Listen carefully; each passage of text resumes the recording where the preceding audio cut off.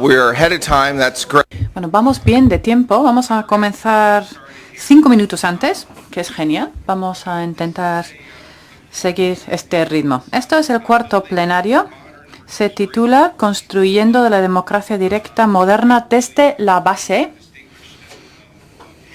Tenemos un panel estupendo.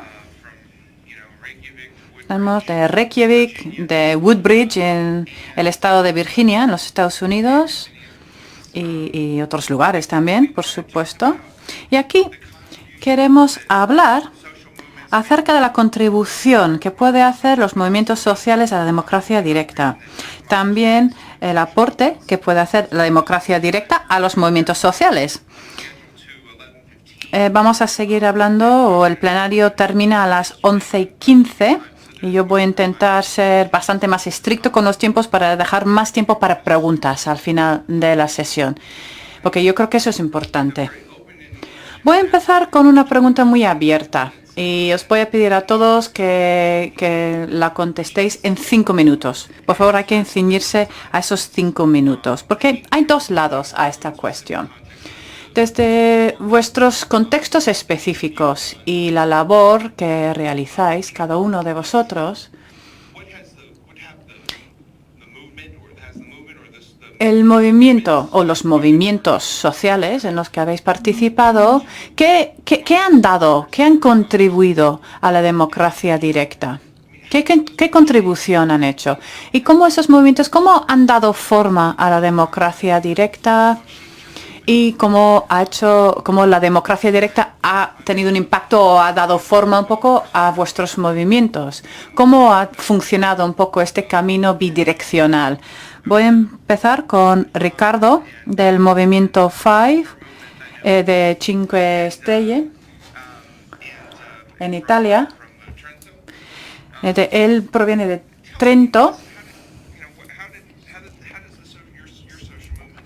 Tu movimiento social, Cinque Stelle, ¿cómo ha dado forma a la democracia? ¿Cómo la democracia ha impactado también tu movimiento?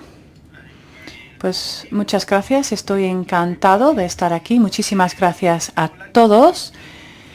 Voy a comenzar intentando explicaros un poco cómo la democracia directa ha tenido un impacto sobre nuestro movimiento de Cinque Stelle. Porque muchas veces se dice que los movimientos sociales nacieron como una reacción a la crisis económica, pero yo no creo que eso sea el caso. Este no fue el detonante, desde luego, en el caso de nuestro movimiento.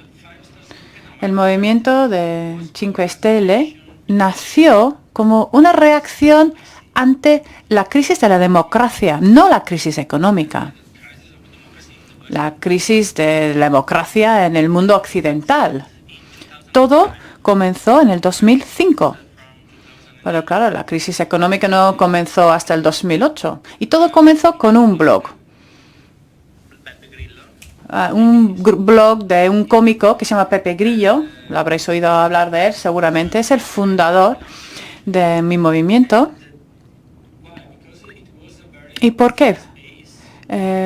¿Por qué ocurrió? ¿Por qué el blog fue importante? Porque era un espacio libre en el que podíamos hablar de cosas nuevas, de nuevos temas. Y muchos empezaron a leer este blog y se convirtió, de hecho, en uno de los blogs más importantes de nuestro país, de Italia y también del mundo.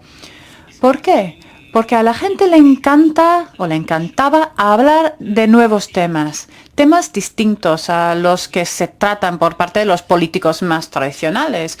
Son temas que los políticos no querían tratar, no querían abordar. Y para daros algunos ejemplos de qué temas tratamos, por ejemplo, la energía solar, la economía sostenible,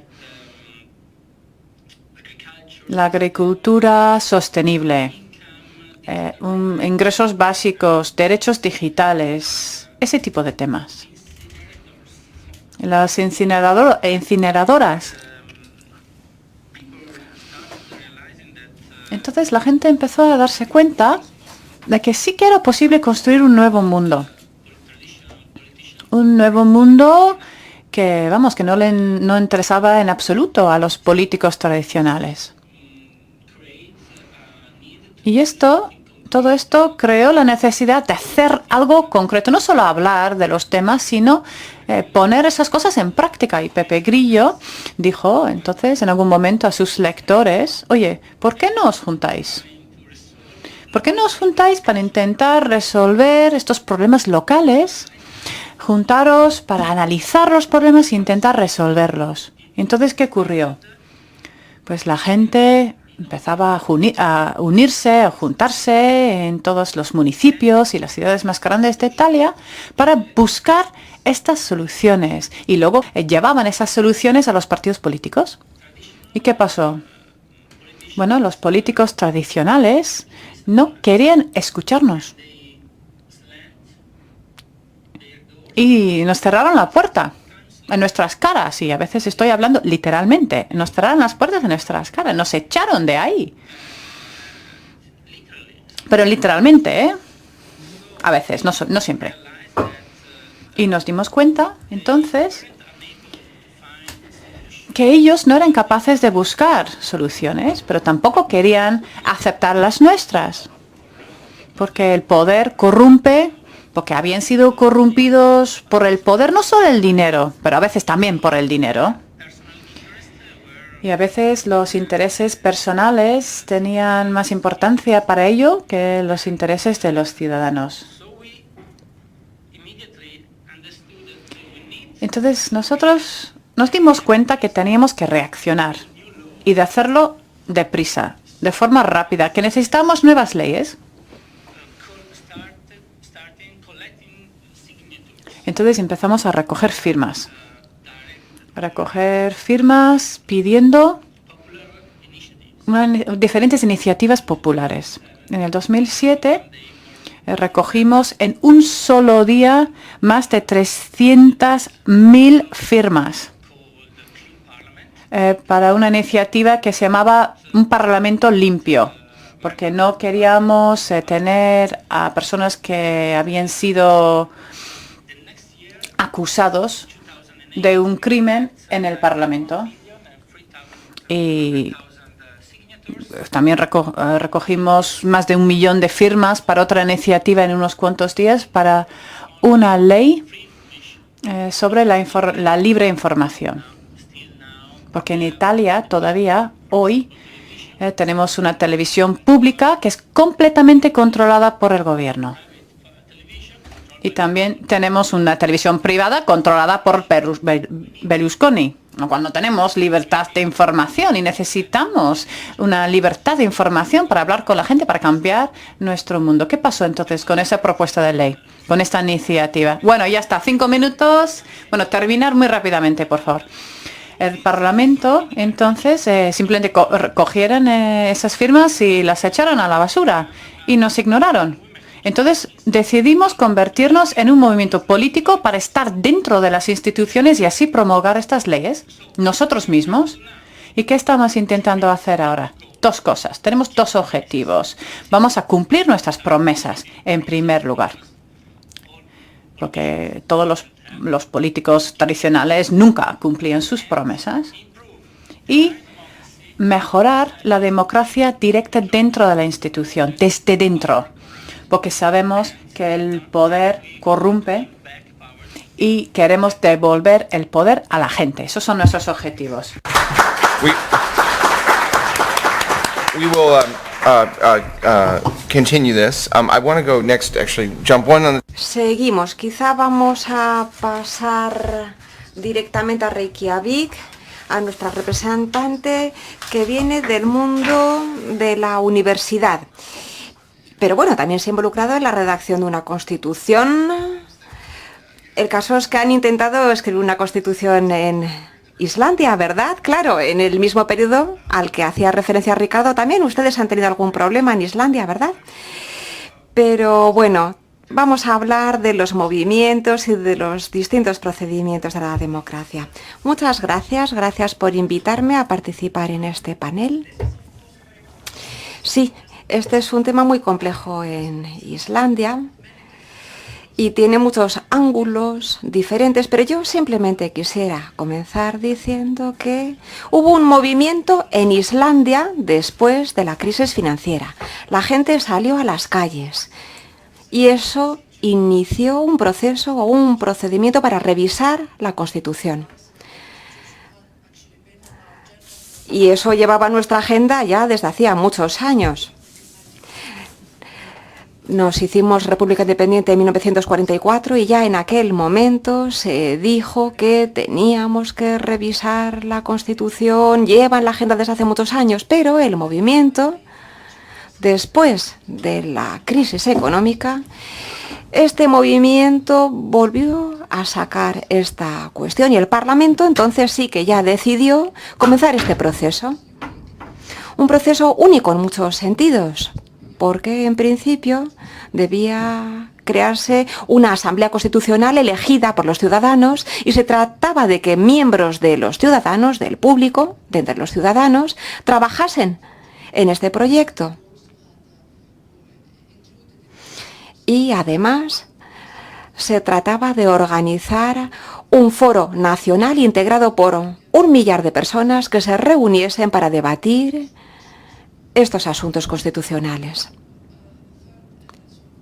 El tercer elemento dentro de este proceso fue el de generar un comité constitucional integrado por expertos, por especialistas, que preparasen este trabajo y que preparasen también el trabajo de la Asamblea Constitucional o del Consejo Constitucional, que finalmente fue nombrado por el Parlamento.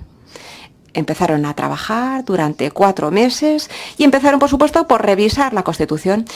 Y es muy interesante, sí, ver este proceso. Yo he formado parte de este consejo, bueno, yo fui quien presidía este Consejo Constitucional, pero luego tuve que volver a mi trabajo universitario, puesto que soy filósofa, y he intentado, bueno, pues seguir trabajando desde esa perspectiva en su análisis. Y algo interesante es que el Parlamento, o la mayoría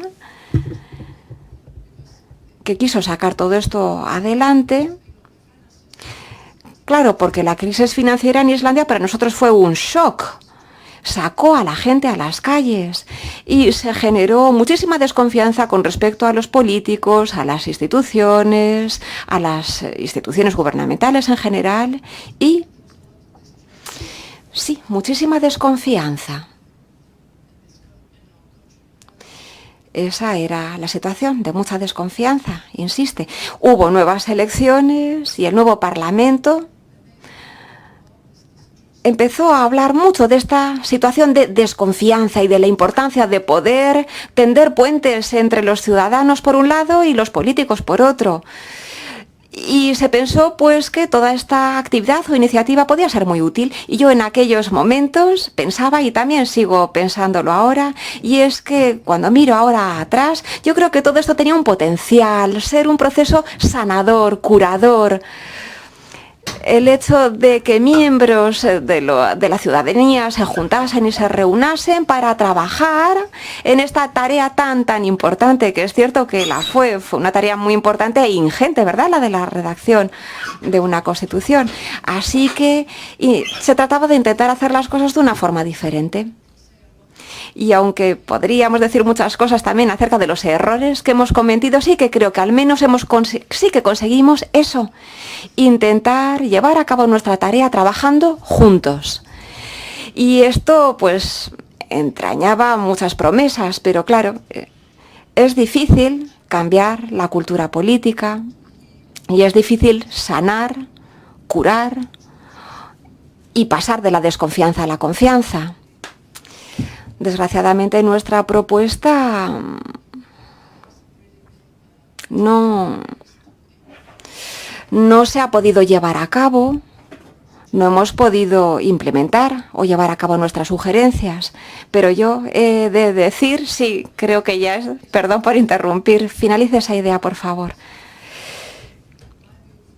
Yo creo, cuando ya terminamos, yo dije, creo que sería útil trabajar por etapas implementar, llevar a la práctica progresivamente algunas cosas, pero hubo demasiados desacuerdos dentro de la ciudadanía y sobre todo también dentro del Parlamento, entonces al final no ha podido prosperar. Pero bueno, después podré seguir hablando de ello, si les parece bien. Gracias.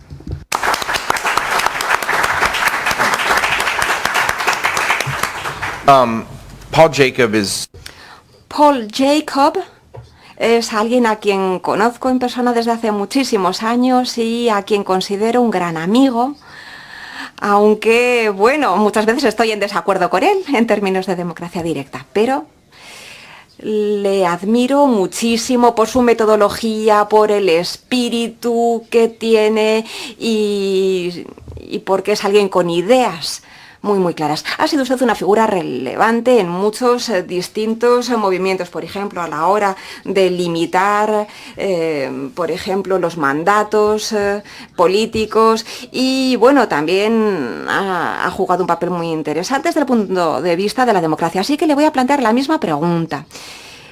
Todos estos movimientos en los que has estado involucrado, cuéntanos un poco cómo se han llevado a cabo. ¿Cuál ha sido su proceso? Muchas gracias, Joe.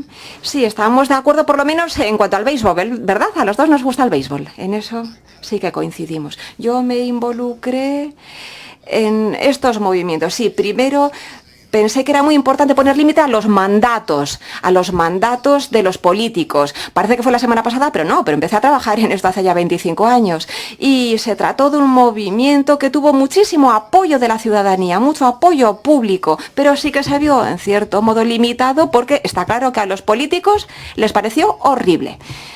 Lo odiaron. Entonces, cuando intentamos también involucrarlos, yo, claro, en ese momento recibí una llamada de teléfono y yo dije, bueno, cualquier cosa que odien tanto los políticos, seguro que es que tiene que ser bueno, ¿no? Si lo odian tanto los políticos, esto de poner límites a sus mandatos, pero casi dependió al 100% de un proceso de iniciativa, que la gente lo pudiese hacer por sí solos, porque los legisladores no estaban dispuestos a hacerlos, por consiguiente hacía falta una iniciativa popular. En toda la historia de este movimiento solamente ha habido un único legislador que haya querido aplicar o aprobar este tipo de leyes y eso ocurrió en Luisiana. Y fue después de que estuviesen percibiendo dinero los políticos que provenía del juego y el FBI sacó todo eso a la luz, la Policía Federal acabó por metiendo en la cárcel a bastante de esos políticos que se estaban beneficiando de esa situación. Así que esto generó mucha energía, por así decir, y decidieron, bueno, había que hacer algo y este legislador lo hizo y tuvo en cuenta ese límite de los mandatos. En el año 92, en todo el país, pudimos movilizar a la población y esta medida sobre las iniciativas populares empezamos a hablar de ella en 14 estados y hablamos de un referéndum nacional con respecto a los límites de mandato, porque no hay ningún proceso a nivel nacional en los Estados Unidos para poder llevar a cabo una iniciativa legislativa popular o un referéndum. Anteriormente hubo otro movimiento en algunos otros estados, por ejemplo, vinculado a los aspectos antinucleares. Y bueno, y entonces al cabo de unos años después, ya cuando pudimos tener más estados, vimos que estábamos avanzando. A mí lo que me interesa de todo esto es que yo nunca pensé demasiado en la democracia directa hasta que no me vi involucrado en este movimiento, en el de los límites de los mandatos. Y era fácil ver en ese momento por qué hacía falta un proceso de iniciativa popular, que los ciudadanos pudiesen llevar a cabo esas iniciativas. Y hace 5 o 6 años, a través de un legislador en Oklahoma, en uno de estos estados, ahí pudimos convencer a los legisladores de poder incluir 2 medidas en esa votación. Primero, ya estaba lo de los límites de los mandatos, pero sí se votaba sobre el tiempo de mandato que podían estar en su puesto el secretario de Estado y distintos cargos gubernamentales. Y también los convencimos, y fue muy difícil, puesto que tuvimos que recoger muchísimas firmas, pero pudieron reducir el número de requisito de firmas, que hiciesen falta menos firmas. Y 6 meses antes de la elección, esa medida de límite de mandato sí que ya, bueno, pues tuvo muchísimo apoyo. Entonces, la medida de reducir el número de firmas, bueno, generó mucha confusión. Había un 46% en contra, un 44% a favor, pero para mí todo esto fue muy problemático. Yo en ese momento me di cuenta de que era muy importante que la gente de Oklahoma pudiese llevar a cabo un proceso de este tipo. Y en ese momento me di cuenta de que la gente no entendía. El problema era que no entendía la pregunta. Y cómo estaba redactada, no estaban muy seguros de qué quería decir la pregunta. Y la gente no tenía orientación, necesitaban recursos, querían algo. La democracia es un proceso fantástico, sí, pero era importante que supiesen. La democracia me va a permitir conseguir esto o aquello. Y en esos momentos decidí conectar las cosas y pudimos recaudar un poquito de dinero a lo largo de la campaña. Y recuerdo, mi antiguo mentor, mi jefe me dijo: Paul, esto no va a funcionar, no vas a poder hacer nada. Sí, 5 minutos. No vas a poder hacer nada, no pierdas tu dinero. Yo, por supuesto, no le hice ni caso y entonces salimos a la radio para hablar de estos term limits, de esos límites de mandato. La gente ya había oído hablar de ello, pero yo les dije: voten a favor de limitar los mandatos y voten para que sea más fácil poner en una papeleta algo como que queremos limitar los mandatos. Y casi ganamos. Pero en ese momento a mí lo que me quedó claro, que algo esencial es que, claro, nosotros aquí en esta sala hablamos de democracia y nos emocionamos y se nos ilumina la mirada, sí, pero el público, la gente necesita saber exactamente qué voy a conseguir yo, por ejemplo, a través de un proceso democrático. Y entonces todo esto me enseñó que, claro, que todo esto tiene que estar claro. La democracia puede ayudarnos a crear un movimiento político, sí, pero necesitamos que un movimiento político haga además cosas que protejan la democracia.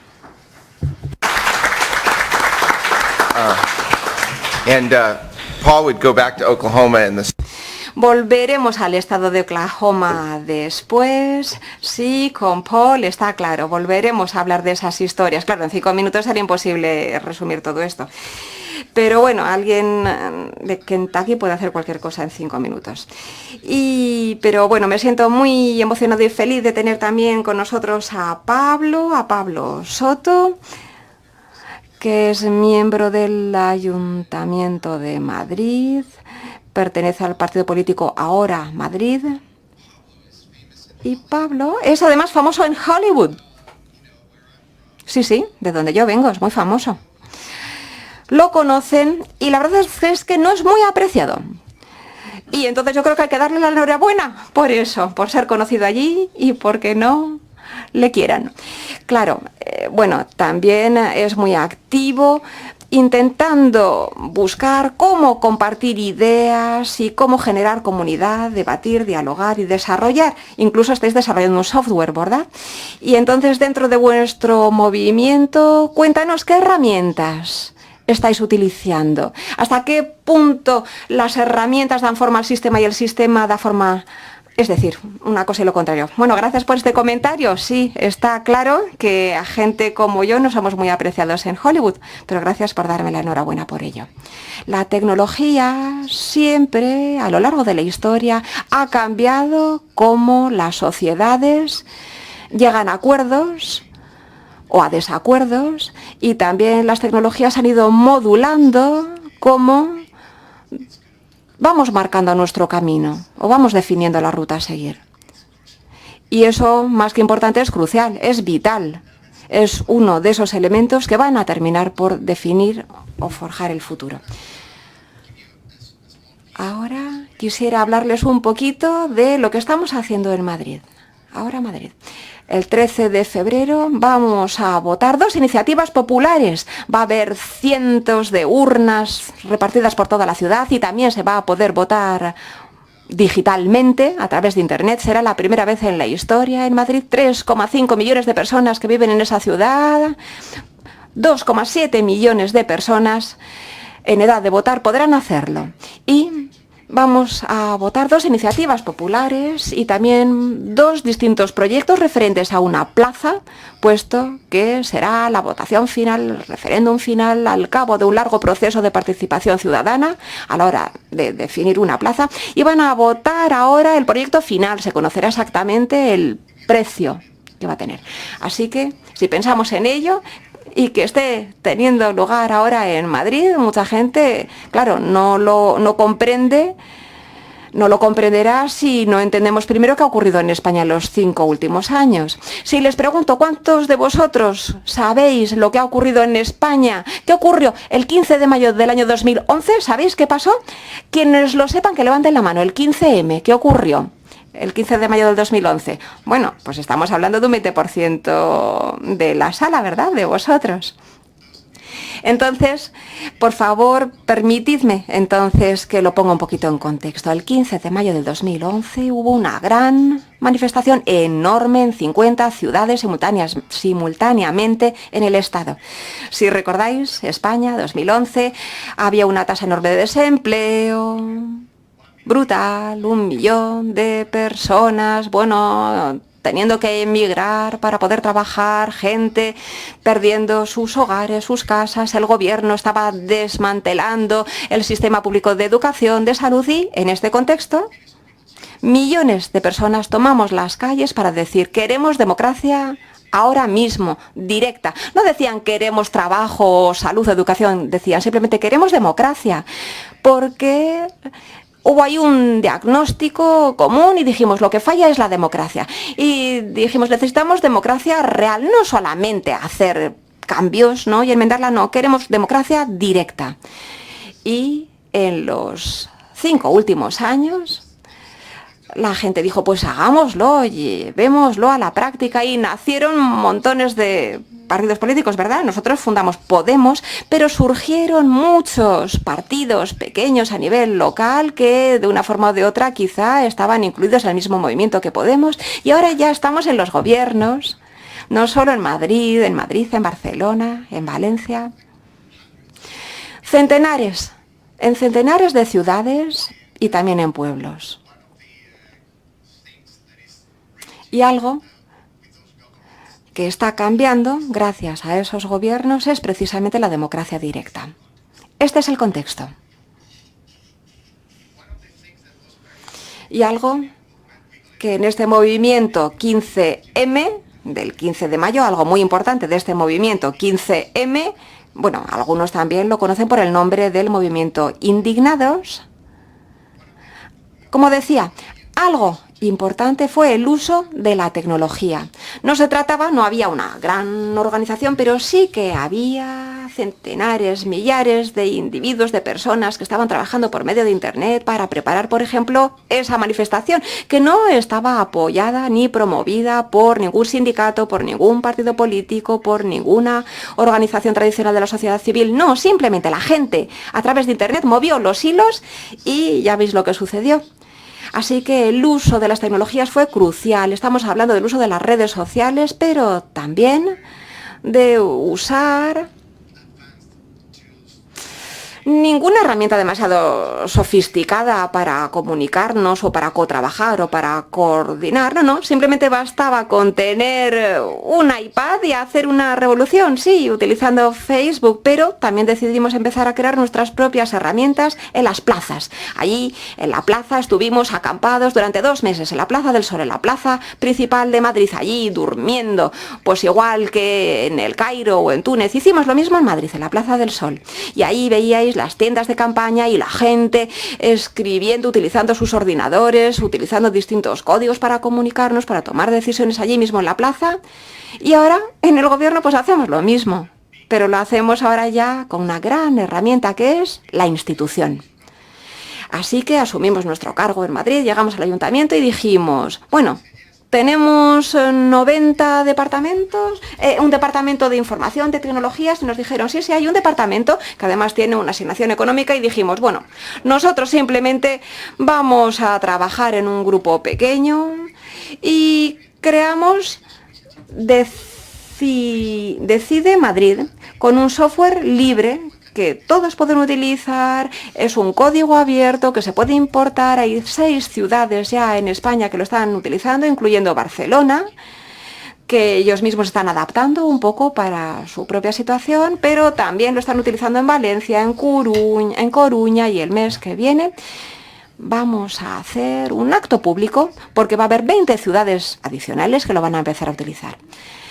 Así que con esta plataforma se puede hacer una iniciativa legislativa popular, recoger las fechas, también se puede hacer en papel, con el método tradicional, pero también se puede hacer así y es muy fácil para cualquier persona plantear una iniciativa legislativa popular. Y ha habido 4.000 propuestas en este año y vamos a hacer la primera votación ya en febrero, así que funciona.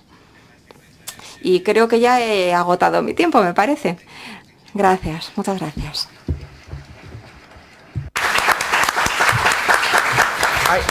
I want to get one more question you maybe forgot it. Otra mini pregunta para enlazar con lo que estabas contándonos. Bueno, Salvor está también aquí en el panel.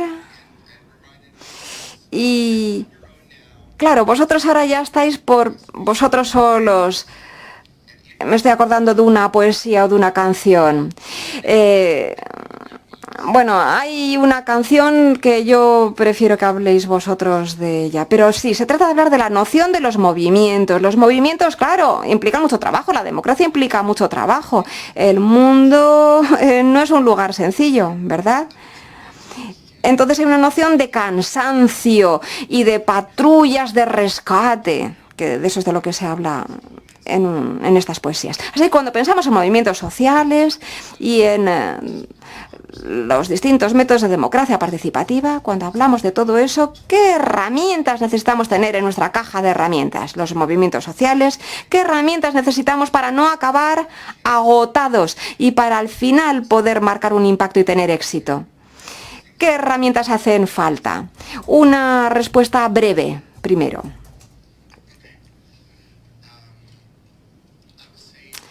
Yo diría que los nuevos movimientos sociales, bueno, estoy hablando de los nuevos movimientos sociales, al menos aquí en España, aunque sé que es algo mundial y global. Y que, bueno, y que puede ser similar en otros países. Bien, yo diría que en estos movimientos no hay concepto de asociación de pertenencia, es decir, no son como en las organizaciones políticas, sino que se trata simplemente de un grupo de personas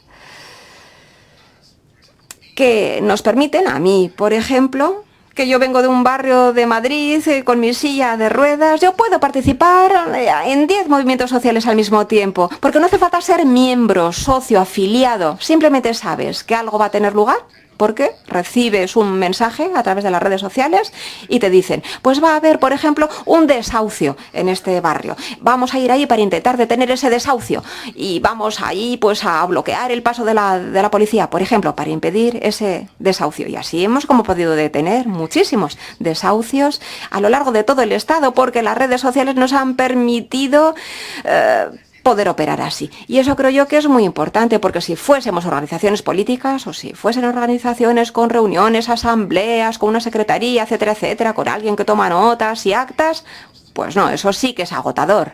Pero si simplemente lo hacemos así, decimos 7 de la tarde, pues puedo ir y detener un desahucio, o puedo ir y ocupar una escuela, o puedo... Pues eso es mucho más sencillo, la verdad. Pero también necesitáis una plataforma, ¿verdad? una plataforma de comunicaciones, ¿verdad? Que se puedan compartir. Igual que compartimos ahora música y cine, ¿verdad? Sí, pues en Túnez, por ejemplo, gente en Túnez dijo que habían hecho la revolución a través de Facebook. Tenemos Twitter, Facebook, utilicemos cada uno las herramientas que tenemos y puede hacerse, se puede lograr. Por supuesto, si hacemos nuestras propias herramientas, nos empoderamos. Por ejemplo, Taiwán están diseñando grandes herramientas, pero incluso en Túnez, pues lo hicieron simplemente con Facebook y funcionó.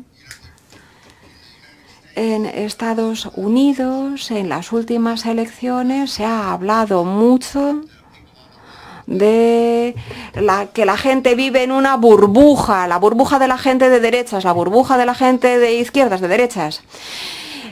Pero con las redes sociales está claro que nos podemos comunicar entre nosotros y eso nos mete en burbujas y eso no está bien. Pero por otro lado sí que está muy bien poder crear esas burbujas en las que integrar gente que esté de acuerdo, como por ejemplo para detener los desahucios, para que se puedan comunicar personas afines. Y yo creo que para crear movimientos necesitamos comunicación y las redes sociales son increíbles. Es como no dar un paso adelante, sino es como dar 7 saltos adelante. Sobre todo en un mundo como en el que estamos, en donde ya muchas veces nos falta tiempo libre, al menos en los Estados Unidos es así, cada vez trabajamos más, pasamos tiempo desplazándonos al trabajo, así que estas redes sociales son importantísimas. Y generar esa comunicación para que la gente sienta que forma parte de un movimiento, aunque no vayan a asistir a las reuniones, ¿verdad? O aunque no haya una secretaría o un presidente de un grupo, eso es importante también. Y por otro tiempo, el timing, el momento, la oportunidad. Hace falta tener la capacidad de organizar las cosas y luego que tengan éxito, bueno, o que fracasen, pero hacerlo en el momento adecuado. Tener un proceso de, por ejemplo, que nos permita hacer una votación con respecto a una iniciativa dentro de un año o de 2 o a veces más rápido, creo que es crítico. Porque si no la gente se frustra si pasa demasiado tiempo. Dicen, pues no hacemos más que hablar, no llegamos a ningún sitio. Así que sí, esos son elementos clave.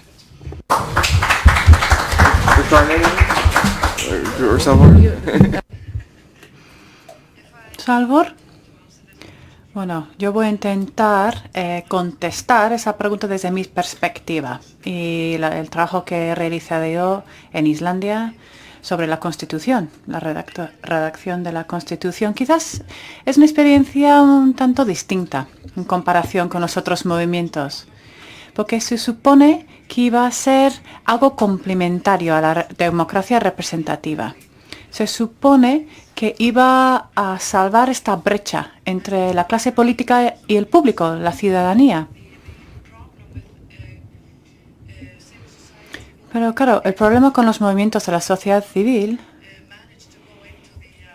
es cómo llegar al sistema, cómo entrar en el sistema para cambiarlo desde dentro. Es un problema muy común. Y en nuestro caso, bueno, hasta la fecha, por lo menos, no hemos podido salvar esta brecha. Sigue existiendo. Y eso es el gran reto. Eso es el desafío que tenemos todos. Y yo tampoco tengo una solución mágica. No sé cómo podemos salvar la brecha. Hubo una convocatoria en ese movimiento en Islandia, una demanda por una democracia más directa. Y no hemos sido capaces de responder ante esta demanda. ¿Y cuáles son las herramientas entonces? ¿Es dinero? ¿Alguna capacidad? ¿Qué herramientas os faltan? Es difícil, es una pregunta compleja. Yo creo que uno de los grandes fracasos en nuestro caso fue que el marco que se estableció al principio por parte del Parlamento fue un marco débil. Porque todo eso tenía que pasar por el Parlamento. Y ellos no sabían muy bien qué hacer. Y tampoco habían establecido bien sus planes, no habían dicho claramente qué estaban dispuestos a hacer desde el Parlamento. Y eso ocurrió en ese periodo de 4 años. Y luego entró el nuevo gobierno y ahora estamos en el proceso de conformar el tercer gobierno desde la crisis.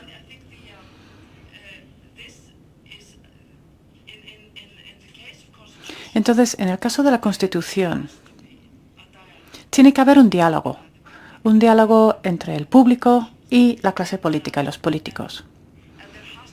Y tiene que haber un diálogo, no es una calle unidireccional, es una vía bidireccional. Y para mí eso fue una de las debilidades en la política de mi país antes de la crisis. Y yo creo que se vio aún más muy claramente después de la crisis. Hace poco alguien dijo que la política es algo muy compleja. O la democracia es un asunto complejo. No es un asunto, no es complejo y tampoco es tan difícil. Pues aquí no estamos hablando de movimientos revolucionarios, estamos hablando de cambiar la mentalidad. En vez de solo pensar en la democracia representativa, pensar en la democracia directa o otros tipos de democracia. Y la verdad es que es agotador. Yo me siento muy cansado porque llevo toda la vida trabajando en este campo y casi no me queda tiempo para tener una vida privada. Pero bueno, tengo mucho entusiasmo todavía. Porque, claro, yo después de terminar aquí, después de ser político he tenido que volver a mi vida, la vida normal, la vida real, porque hemos decidido imponer un límite de solo 2 mandatos en mi movimiento. Porque la política es una de las pocas profesiones en que cuando te haces político profesional, entonces empiezas a hacer las cosas peor. Es de las pocas profesiones en que las cosas son así. Te conviertes en profesional y luego haces las cosas peores. Entonces, nosotros hemos impuesto este límite de 2 mandatos. Y entonces ya puedes ser profesional, político profesional durante un rato, pero luego tienes que volver a la vida real. Yo creo que eso es muy importante. Y es útil, yo creo, esa experiencia. Me parece muy útil. Porque puedes mantener tus niveles de entusiasmo. Es difícil, es un tema complejo, pero se puede hacer, se puede conseguir. Yo tengo muchas preguntas. Nos quedan la mitad del tiempo, entonces vamos a pasar la palabra al público. Se van a pasar muchos micrófonos. Bueno, hay mucha gente que está pidiendo la palabra. Vamos a pasar. Intentaremos llegar a todos. ¿Qué hacemos de 2 en 2? ¿Las preguntas 2 en 2 o cómo lo queréis hacer?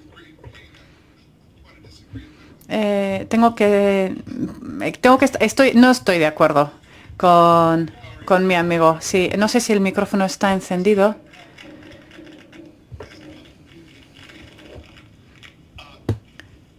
Yo creo que también ayuda si apagan los micrófonos de la mesa. Sí, es un tema complejo. Hay algunos temas que son más sencillos, pero hay otros temas que son realmente difíciles. Y hay problemas que requieren cierto grado de conocimiento y de pericia. Estoy de acuerdo de que hay algunos temas generales que pueden ser decididos por parte de la población general, pero luego hay otros temas que necesitan cierto conocimiento. Por ejemplo, tuvimos una medida en California. Por favor, a plantear una pregunta. No es momento para comentarios ni discursos. Hay 12 personas que han pedido la palabra, entonces, por favor, o plantead una pregunta o nada. Necesito una pregunta concreta, por favor. Hola, yo soy Diana Bulgina de Bulgaria. En cuanto a la iniciativa digital que introdujo Podemos, era una iniciativa digital, ¿no? Si he entendido bien, ¿no? ¿Nos puedes hablar un poco más acerca de esa iniciativa? ¿Nos puedes dar más detalles? Se puede firmar la iniciativa por Internet y luego ¿qué ocurre? Hay una agenda, se va a presentar ante el Parlamento y ¿cuáles son los resultados que habéis conseguido hasta la fecha? Otra cosa más. Mi observación es que los partidos que están a favor de la democracia directa suelen estar en la oposición y luego cuando llegan al poder cambian de opinión porque quieren controlar el proceso. Les gusta iniciar los referendos, pero no abren el proceso a los ciudadanos. Los ciudadanos no pueden iniciar estos procesos. Entonces, ¿estás de acuerdo conmigo? ¿Estás de acuerdo con esta observación? Sí, por supuesto. Es uno de los problemas con la democracia directa. Ha habido muchos estudios y se ha preguntado a la gente a ver si quieren tener estos referéndums vinculantes y el 80-90% de la gente en todos los lugares del mundo dicen que sí. Pero si preguntamos a los políticos, el 80% dicen que no, que ni hablar. Entonces es un reto muy importante para la democracia directa. Los políticos suponen un reto, un desafío, suponen un obstáculo muchas veces. Y bueno, ahora me gustaría contestar a ese comentario acerca del nivel de conocimiento requerido para decidir sobre ciertos temas, porque es uno de los argumentos que hemos oído una y otra vez, cada vez. Por ejemplo, cuando los pobres querían votar, eso es lo que decían las élites. No sabéis leer, entonces no, los ricos vamos a votar y los pobres no. Entonces el sufragio universal no es una buena idea. Lo mismo con las mujeres. Cuando las mujeres querían votar, los hombres decían, no, pasáis todo el rato en la cocina, ¿qué sabéis vosotros? No sabéis nada, no podéis votar. Y claro, cuando las mujeres al final consiguieron el voto, hubo ese proceso de emancipación de las mujeres. Entonces hay que dejar a la gente votar y ya veremos qué pasa. También. En cuanto a la iniciativa popular de Podemos, tenemos una iniciativa popular dentro del partido, dentro de Podemos, y es interesante porque el partido puede cambiar cualquier regla a través de este proceso, pero vamos a hablar de lo que ocurrió cuando nosotros llegamos al poder en Madrid. ¿Qué hicimos? Pues empezamos con ese proceso de iniciativa popular en la que un 1% de la población de Madrid puede firmar una iniciativa popular. Un 1% de personas mayores de 16 años y eso es el único requerimiento que haya. Se puede firmarlo en papel o a través de la plataforma digital. Es muy fácil. Se puede acceder a la plataforma a través de los dispositivos móviles. Os mandamos un código seguro. Y así ya tú tienes que entrar ese código y en un minuto ya puedes firmar la propuesta, la iniciativa a través del teléfono móvil. Entonces funciona muy bien. Yo creo que 186.000 personas están utilizando el sistema para firmar digitalmente las iniciativas, eso en un año de recorrido. Ha habido 14.000 iniciativas en el sistema. Porque no hace falta tener ni una plataforma, ni un movimiento social para lanzar una iniciativa. Una única persona puede lanzar una iniciativa y si la iniciativa es buena, entonces la gente lo verá en Internet y la van a apoyar. 2 iniciativas llegaron a ese nivel de apoyo de un 1% de la población. Una es Alianza para el Clima, es una plataforma grande de 400 organizaciones, incluyendo sindicatos y diferentes organizaciones que quieren trabajar a favor de la sostenibilidad.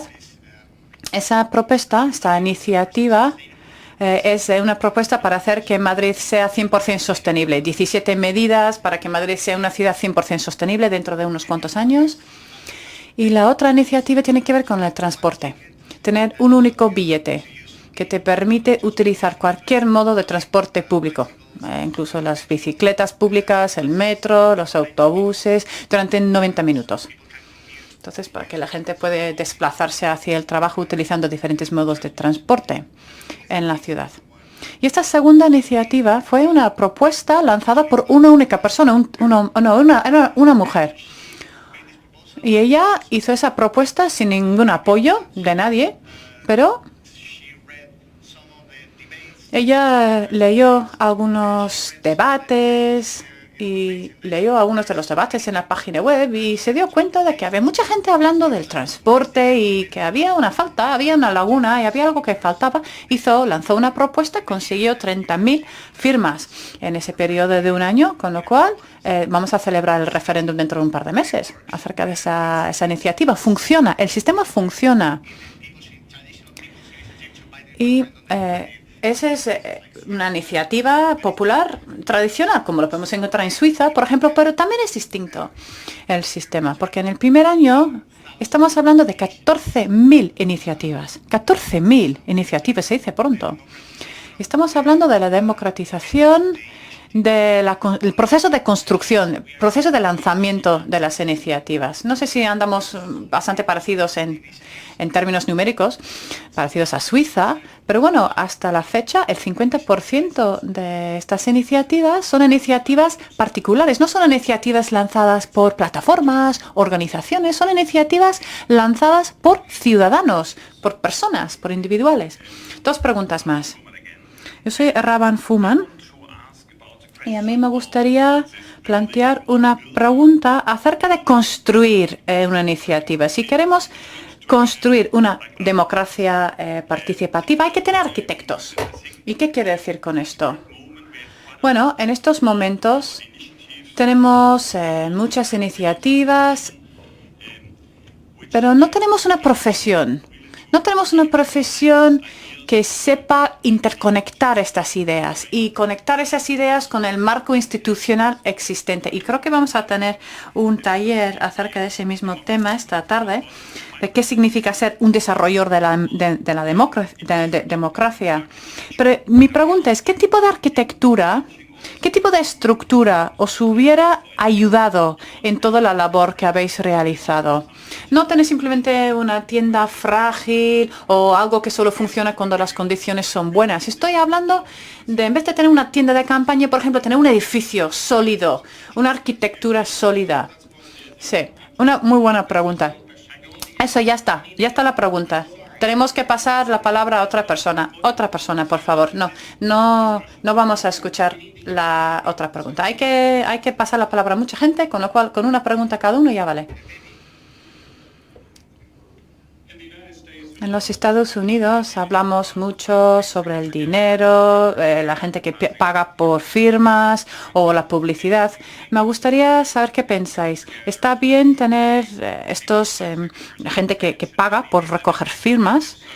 ¿Hay que limitar el dinero gastado en el proceso de iniciativa? Y si es así, ¿por qué?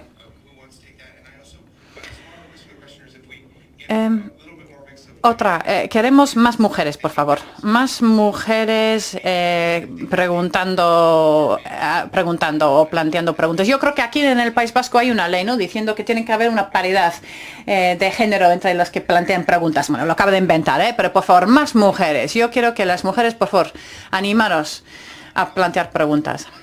Bueno, yo voy a contestar esa pregunta acerca del dinero. A mí no me parece mal pagar a la gente por recoger firmas. Si hay una persona que va a pasar todo el día recogiendo firmas, pues al final tiene que cenar, tiene que pagar sus facturas. No me parece mal. Yo creo que uno de los valores dentro de la democracia directa, uno de los beneficios, es que el dinero no tiene tanto poder en comparación con las elecciones nacionales o las elecciones de diferentes candidatos. Porque cuando vamos a elegir un candidato, tenemos que pensar, confío en ese candidato, cómo es su carácter, cómo es su personalidad. Son decisiones muy difíciles y la publicidad puede tener un impacto sobre esas decisiones. Con iniciativas es negro sobre blanco en papel. Puedes leer la iniciativa y puedes estar o no de acuerdo, pero es una decisión bastante más fácil. Y yo creo que la publicidad no tiene un impacto tan importante. Es muy difícil cambiar de opinión a la gente simplemente a través de un spot publicitario. Sí, a mí me gustaría decir también que en Islandia no tenemos iniciativas populares, con lo cual no tenemos ese problema. Pero no sé si estaríamos de acuerdo con pagar a la gente por recoger firmas. Yo creo que eso es porque somos un país más pequeño, con lo cual es mucho más fácil recoger firmas. Tampoco supone tanto trabajo. Y creo que sí que tenemos que tener límites en el dinero que se gasta en el proceso de construir o lanzar una iniciativa popular. Después de la crisis sí tenemos un reglamento mucho más estricto en mi país. Tenemos una ley mucho más transparente acerca de cómo se gasta el dinero y en qué se gasta el dinero. Tenemos unos controles mucho más estrictos hoy en día, porque antes había muchos fondos privados que iban a manos de los candidatos en las elecciones nacionales, las elecciones gubernamentales o parlamentarias, etcétera. También quiero decir algo sobre el referéndum, porque yo creo que es muy importante tener una buena estructura, una buena arquitectura. Eso también se mencionó ayer. Necesitamos una buena arquitectura. Hemos celebrado varios referéndums después de la crisis y es muy importante tener una estructura clara y firme ya desde el principio. También tenemos que tener cierto grado de certeza. Tenemos que saber cómo van a funcionar las cosas. Celebramos un referéndum sobre la Constitución y tiene que estar claro desde el principio qué proceso se va a seguir, porque si no vamos a socavar la democracia. Si tenemos diferentes tipos de referéndums o estamos intentando fomentar la participación entre la ciudadanía y luego las cosas no pasan, no pasa nada, no cambia nada al final. Eso puede dañar a la democracia. No sé si alguien quiere contestar la pregunta planteada por Dr. Firman acerca de la arquitectura que necesitáis.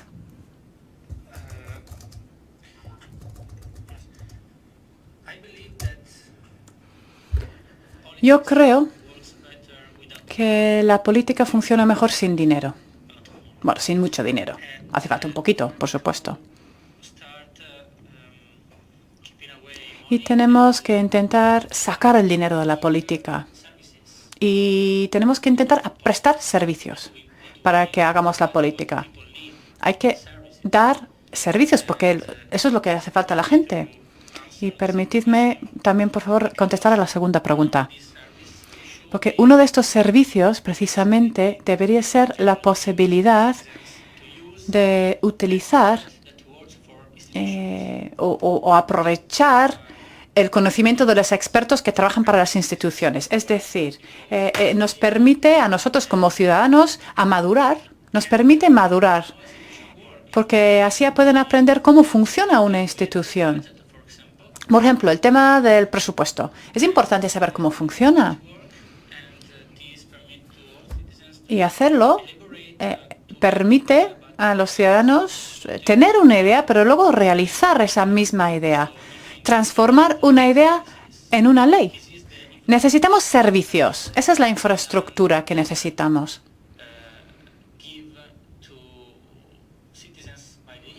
Y esos son servicios que deberían prestar las instituciones.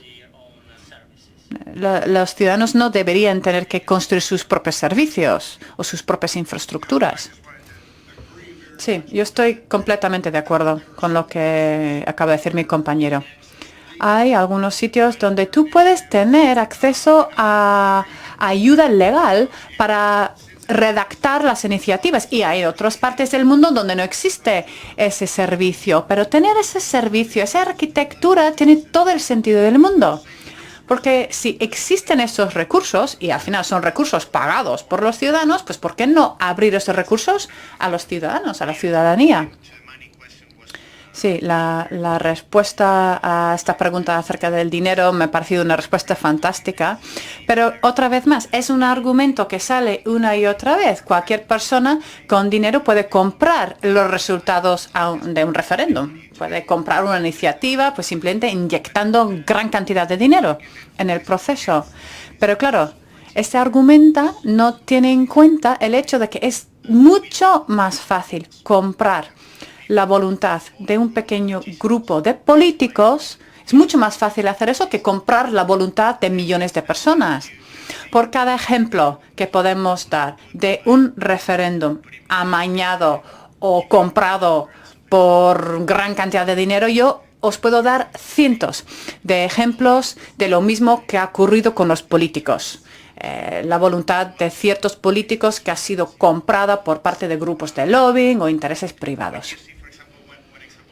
Por ejemplo, hay un ejemplo en Suiza. Hubo un referéndum muy importante acerca de la expulsión de los ciudadanos extranjeros. Yo creo que fue en febrero del año pasado. El 28 de febrero del año pasado, ¿puede ser?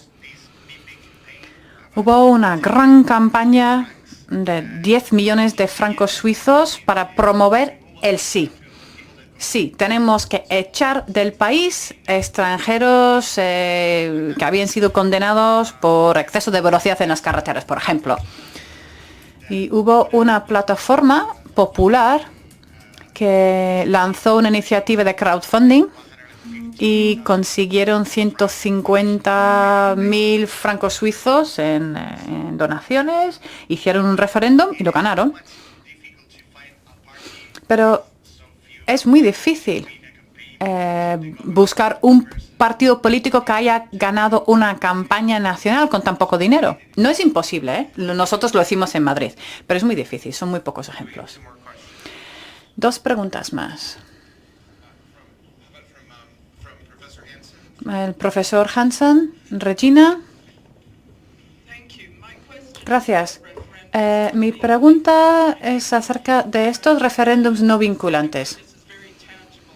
Es muy tangible. Yo tengo una carta y quiero recoger firmas para esa carta y tiene que ver con un referéndum con diferentes partidos en la isla de Prince Edward. Se celebró la semana pasada. Los resultados no eran favorables al gobierno y ahora el gobierno dice que no va a cumplir, no va a honrar las promesas hechas en el referéndum. Entonces me gustaría pediros firmas para esa carta. Entonces mi pregunta es, ¿qué se puede hacer en ese caso? ¿Qué se puede hacer cuando un referéndum no es vinculante y el gobierno no cumple las promesas? Ay, la señora aquí, sí. Es bastante más fácil controlar a un grupo de políticos que a millones de personas, pero siempre nos surge la duda, sobre todo a los que no entendemos mucho de este tema, de qué controles hay sobre las plataformas digitales y si el voto va a ser digital. Al final, ¿quién controla ese voto digital? Y si es posible también de alguna forma corromper los resultados por medio del software.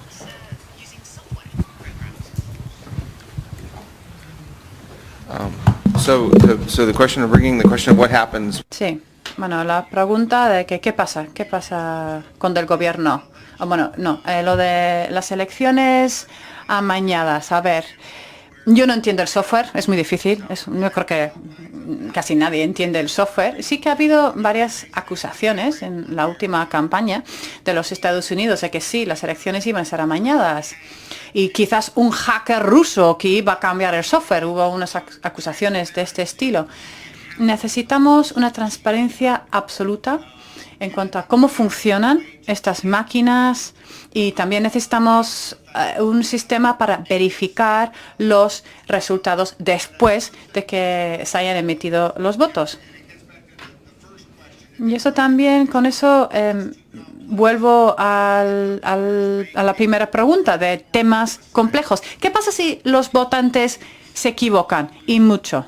La única solución sensata ante esa situación en una democracia es que no es la última elección que se va a celebrar nunca jamás.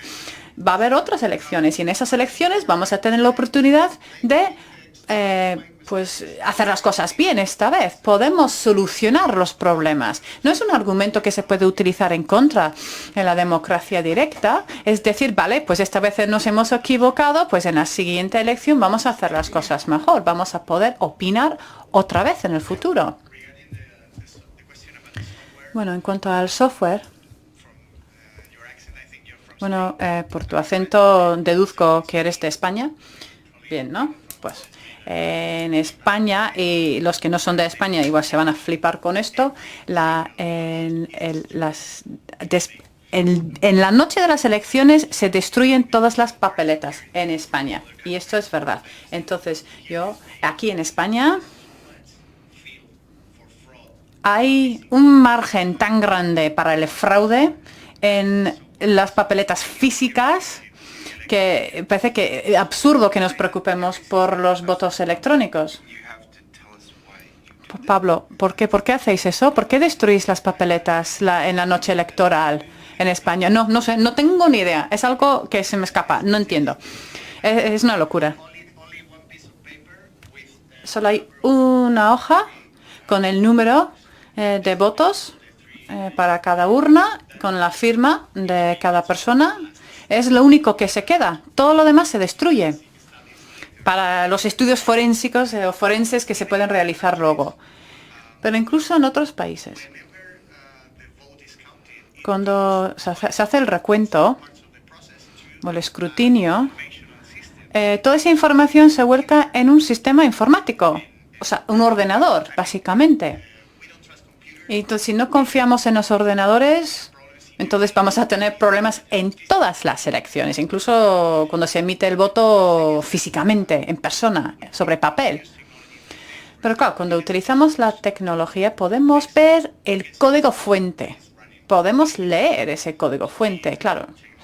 Seguramente tú no tendrás los conocimientos tecnológicos necesarios para entender ese código, pero hay miles de personas que lo pueden hacer en Madrid, sin ir más lejos. Y eso no ocurre con los votos físicos. No hay decenas de miles de personas que pueden ir y ver y comprobar con sus propios ojos dónde van a parar las papeletas. No existe eso. Y en cuanto a la seguridad de los sistemas informáticos en general. No, las papeletas en España, las papeletas se destruyen, se echan a la basura. No. Le he visto pasar en Madrid, con mis propios ojos. I think we have a point of Un information ejemplo here. nada más. Al Parlamento Autonómico hubo un escaño en litigio que se dirimió una semana más tarde a la espera de los votos que venían del extranjero y las papeletas estaban intervenidas por interventores de los partidos, etcétera, etcétera. O sea, no se destruye la noche electoral. No es un dato correcto el que estás facilitando. Déjame clarificarte esto. Let me clarify this. Voy a intentarlo aclarar. Sí, por supuesto, se puede interceptar esa destrucción, se puede hacer, pero si no se hace, entonces, por defecto, a la basura. Van a la basura. O se destruyen. Vamos a avanzar. En cualquier caso, sí que quiero añadir algo. Y, por supuesto, podemos seguir hablando después. Puede que me equivoque, sí, pero yo eso es lo que he visto. Pero si quieres, por supuesto, podemos hablar de ello después. Para mí esto es interesantísimo, sí, claro, saber cuáles son tus argumentos. Hablemos luego. Pero otro argumento diferente es con respecto a la seguridad en general e Internet. Y es que millones y millones y miles de millones de dólares se mueven todos los días por Internet. Miles de millones. Y la mayor parte de nosotros tenemos en el bolsillo una tarjeta de crédito, ¿verdad? Que podemos utilizar por Internet y podemos sacar todo el dinero de nuestras cuentas bancarias con mínima seguridad comparado con la seguridad que existe cuando hay votos electrónicos.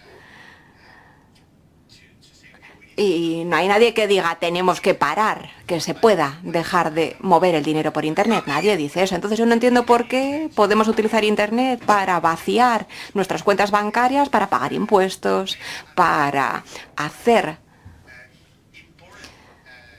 también cosas administrativas importantes, como por ejemplo cambiar nuestro lugar de residencia oficial. Se puede hacer todo eso con la administración, pero no se puede utilizar para firmar una propuesta o para votar. En muchos países serios, como por ejemplo Suiza, lo permiten. Simplemente quisiera decir dos cosas. Creo que es muy interesante lo que habéis dicho ahora, sí. Cuando el público comete un gran error, ¿se puede dar marcha atrás? Bueno, con el Brexit vemos que esto es muy duro, muy difícil, algo que tenemos que abordar. ¿Debería haber algún tipo de mecanismo que aplicar en ese momento? Porque normalmente vemos los referéndums como algo ya final, definitivo, y es muy difícil dar marcha atrás, ¿verdad? O decir, vale, hagamos otro después para corregirlo. En cuanto a los referéndums legalmente vinculantes, probablemente creo yo que no son un buen método de hacer las cosas. Hemos tenido esta experiencia nosotros y yo creo que muchas veces no queda claro si el gobierno va a honrarlo, va a respetarlo del referéndum o no.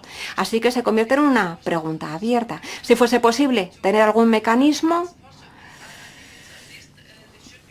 yo creo que debería quedar clarísimo desde el comienzo cómo va a tener que reaccionar el gobierno ante un sí o no, pero no sé si con eso basta, así que yo creo que probablemente esos referéndums no sean la mejor idea. Los no vinculantes, que no sean la mejor idea los referéndums, perdón, lo repito todo, claro. No creo que un referéndum no vinculante sea buena idea. Creo que me he confundido. Sí, nada, doy marcha atrás. Elimínenlo, por favor. Nosotros hemos tenido en Islandia referéndums no vinculantes y yo creo que eso no es buena idea. No, tiene que estar muy claro al final qué va a suceder. Y eso me parece básico y esencial. Pero, de nuevo, creo que necesitamos tener o pensar también en lo que tú decías, Joe, sí. Cuando el público, los ciudadanos cometen un error, ¿quién es el juez? Bueno, sí, debería juzgar los mismos ciudadanos, ellos mismos, si cometen un error. Pero en el Reino Unido, por ejemplo, veamos lo que ha sucedido. En el estado de Iowa, por ejemplo, hay que votar 2 veces para cambiar. No es Iowa, es Nevada. Hace falta votar y después al cabo de 2 años se vuelve a votar de nuevo. Ricardo, ¿qué piensas tú de todo esto? Con respecto a los referéndums no vinculantes. Es frustrante, también ha ocurrido en Italia. ¿Y qué puedo decirle? Bueno, hay que cambiar de gobierno. Es lo único que hay que hacer. Decir al gobierno, mira, no te pienso volver a votar. Es la única forma de cambiar las cosas. Cambiando a nuestros representantes. Puede que haya que votar por ti. Perdón, no hemos oído lo que dice ella. Porque los políticos tienen miedo de los votos, del voto ciudadano. ¿Y qué pasa con los errores? Yo creo que la democracia directa no significa que siempre vayamos a tomar la decisión correcta. No se trata de eso, el fundamento de la democracia directa. Yo creo que lo que pasa es que permite a la gente tener responsabilidad. Y dar responsabilidad a los ciudadanos es la única forma de crecer, de evolucionar.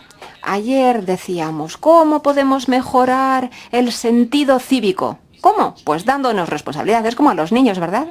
Si a un niño no le damos responsabilidades, nunca crecerá. Así que no es un problema el hecho de tomar decisiones equivocadas, no. Pero los ciudadanos, por medio de la democracia directa, podrán decir, bueno, pues ahora es culpa mía. Y eso es un cambio de mentalidad.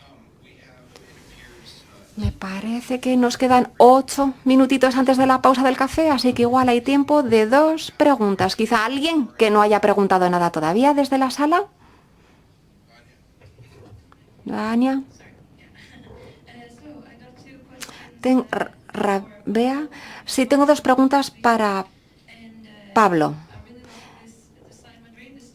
Sí, me gusta mucho esa herramienta de Madrid. Ojalá muchas otras ciudades la copien o se inspiren por ella. Me pregunto por los jóvenes, involucración de jóvenes. ¿Ha habido algún cambio desde que lanzaron esa herramienta en Madrid? ¿Hay más jóvenes implicados que que participen. Y otra pregunta. ¿Cómo han dado a conocer esta herramienta? ¿Cómo han informado acerca de ella para que la conozca la gente? Por ejemplo, ¿visitan centros cívicos, escuelas? ¿Cómo está conociendo la gente esa herramienta que han desarrollado ustedes? Y otra pregunta más de alguien que no haya hablado todavía. Por favor, de alguien que no haya hablado aún. Quizá este caballero de aquí. Hola, vengo de Italia, aunque trabajo en Bruselas. Y tengo una pregunta para el señor Ricardo. Perdón, Fracaro. ¿Es importante tener un líder carismático? Y lo pregunto porque, claro, usted mismo lo ha dicho, ¿verdad? Pepe Grillo estuvo ahí desde el comienzo en ese movimiento, luego intentó dar marcha atrás, pero se sintió obligado a volver de nuevo a la escena. Así que, ¿qué piensa de eso, Ricardo Fracaro?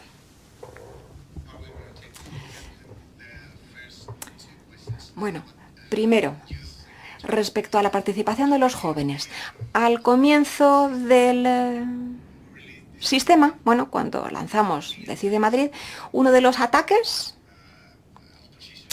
por parte de la oposición fue decir que, claro, solamente los jóvenes lo van a utilizar, van a usar esa plataforma, pero... Y al comienzo, sí, es cierto que había mucha gente joven y no había tanta gente ya de más edad, pero a medida que fue generalizándose su uso, la curva de edad empezó a acercarse y empezó a simplemente equipararse a la curva generacional de la sociedad. Y ahora, la franja de edades que utiliza esta plataforma es pues casi igual que en las elecciones. Bueno, está claro que también en las elecciones tradicionales pues vota gente de más edad y aquí lo utilizan más los jóvenes, pero no hay grandes diferencias. Espero que al final todos, de cualquier edad, terminen por utilizarla. ¿Y cómo lo hemos dado a conocer o promovido? Bueno, la mayor parte del dinero que tenemos en mi área de gobierno la dedicamos a eso, porque trabajamos con... Claro, nosotros no necesitamos demasiado dinero para gestionarla, pero sí que hemos utilizado un poco de dinero también para hacer promoción. Por ejemplo, usamos la red de transporte público, ponemos ahí pósters o pancartas o... Claro, el método ideal sería utilizar los medios de comunicación, pero no les interesa demasiado que hablemos de estas cosas en los medios de comunicación. Así que intentamos ponernos en contacto directamente con la gente y ahora, para este primer referéndum, lo que vamos a hacer es lo siguiente. Vamos a pasar a invertir como 100 o 200.000 euros. Vamos a enviar una carta a todos los votantes, a todas las personas en edad de votar. Explicaremos cómo funciona este sistema de iniciativa popular. También les daremos un código seguro de forma que puedan registrarse y verificar lo que ocurre con su cuenta. Y también incluiremos un papel de votación y un sobre por si acaso alguien quiere votar por correo postal. Así que vamos a intentar invertir un poco de dinero en ese sentido porque creemos que es importante. Así que esperemos que este primer referéndum sea un éxito y que todo el mundo sepa de él. Y Ricardo, la necesidad de tener líderes mediáticos, sí. Un líder carismático como Pepe Grillo fue muy importante y sigue siendo muy importante para nosotros. Sin él, el movimiento Cinque Stelle quizá no hubiese podido crearse. No, fue él el que consiguió reunir a muchísima gente en torno a una serie de objetivos. Sigue siendo importante tener líderes o personas carismáticas, sí, porque todavía sigue siendo muy importante la televisión. Y la televisión es un medio de comunicación diabólico, porque la televisión necesita líderes y gente carismática. No necesita ideas, sino rostros. Pero mi esperanza, nuestra esperanza es que esto cambie y que ya no sea necesario tener un líder, ¿no? Lo que esperamos es que el trabajo que estamos realizando ya no necesite tener un líder que lo promueva. Esa es nuestra esperanza para el futuro. Nos quedan 90 segundos. Así que la última pregunta sería un deseo final, solamente unas en breves palabras para los movimientos sociales. Bueno, y quisiera también dar las gracias primero a todos por vuestras preguntas. Deseo final, por favor. Tengo que pensar en ello, dice Ricardo. Paso palabra. Así que, bueno, puedo empezar. Yo creo que el deseo, en nuestro sentido, en este proceso constitucional, bueno, nuestro deseo era tender puentes entre los ciudadanos y los políticos, porque creo que eso es importantísimo. Mi deseo sería que la democracia participativa o que la democracia directa refuerce la política, que no nos divida más entre estos dos grupos, porque los políticos son importantes, lo intentan al menos hacer bien, está claro. A veces pensamos que no lo consiguen, pero sí que necesitamos reforzar ese binomio. Unos segunditos solo cada uno para ese deseo. Pablo, mi deseo está clarísimo y lo tengo claro desde el 15 de mayo de 2011. Democracia directa para todos. Y algo que nosotros hacemos y dedicamos mucho tiempo en Madrid es para intentar que esto se convierta en algo viral, que cada vez más ciudades y más administraciones lo utilicen, bueno, que utilicen con excusa de utilizar esta tecnología, que utilicen los mecanismos de democracia directa. En 20 segundos quisiera leer en castellano la ley electoral, que voy a leer. 7.3 de la ley electoral española. Las papeletas extraídas de las urnas se destruirán en presencia de los concurrentes, con excepción de aquellas que se hubieran negado la validez o que hubieran sido objeto de alguna reclamación, las cuales se unirán al acta y se archivarán con ella una vez rubricadas por los miembros de la mesa. La excepción es la no destrucción de la papeleta. El resto de las papeletas en España se destruyen, yo lo he visto. La noche electoral, en la mesa electoral. Thank you. Gracias. Una idea, entonces, de iniciativa a cambiar, ¿verdad, Paul? Y luego Ricardo, muy rápidamente, por favor. Sí, rápidamente. Aquí muchas veces hemos dicho que hay una división entre la democracia directa y la democracia representativa. A mí me parece que no debería existir esa división, no, porque aquí lo que importa, cuando hablamos de la democracia representativa, lo que importa es representarnos a nosotros. La importancia de la democracia directa es representarnos a nosotros. Y yo creo que si sentimos así es porque durante centenares de años no ha habido democracia directa, sino democracia representativa. Y por eso pensamos que eso es legítimo y que por eso nos da miedo la democracia directa. Así que mi deseo sí es que los ciudadanos pidan de los políticos, pidan a los políticos que nos representen, sí, que nos representen a nosotros y que no y que sigan y que dejen de ser corruptos y que no encuentren excusas para seguir siendo corruptos. Y Ricardo, deseo final, pues yo espero que siga habiendo globos forales como este Global Forum que tenga lugar en Italia lo antes posible. Ese es mi deseo. Y mi deseo es que disfrutéis todos del café y que votéis y que estemos aquí todos a las 11:45. Gracias.